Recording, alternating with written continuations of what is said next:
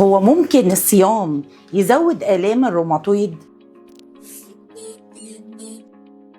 دايما مرضى الروماتويد قلقانين ان الصيام ممكن يأثر على صحتهم وبيبقوا متلخبطين في مواعيد الأدوية والعلاج، لكن العكس بيحصل تماما. مع الصيام في رمضان بيفرز مادة الإندورفين اللي هي المسكنة للآلام. بعض الحالات لا يستحب فيها الصيام لو الروماتويد نشط أو لو معاه ذئبة حمراء أو لو معاه متلازمة جوجرين. لو انت عندك روماتويد وعندك قدرة على الصيام والحالة مستقرة يبقى لازم تاخد بالك من شوية حاجات. الوزن ما يزيدش في رمضان لأن الوزن الزيادة هيضغط على المفاصل فيزود الألم. اوعى توقف العلاج في رمضان لأن المرض ممكن ينشط أكتر من الأول. الأدوية اللي بتتاخد عن طريق الفم زي الميدوتريكسيت والسلازوبيرين والأفارا والبلاكونيل، الأدوية التقليدية أو كانت بيولوجية زي الإكسيلينس بناخدها مع السحور والفطار عادي، لكن الأدوية اللي هي بتتاخد على شكل جرعات حقن في الوريد دي ممكن نفطر في اليوم بتاع الجرعة. بالنسبة لأدوية هشاشة العظام اللي بتتاخد الصبح على الريق عن طريق الفم الأحسن نأجلها بعد رمضان، لكن حقنة البروليا اللي بتتاخد تحت الجلد ناخدها عادي. طبعا رمضان كريم عليكم جميعا وكل عام وانتم بخير وصحة.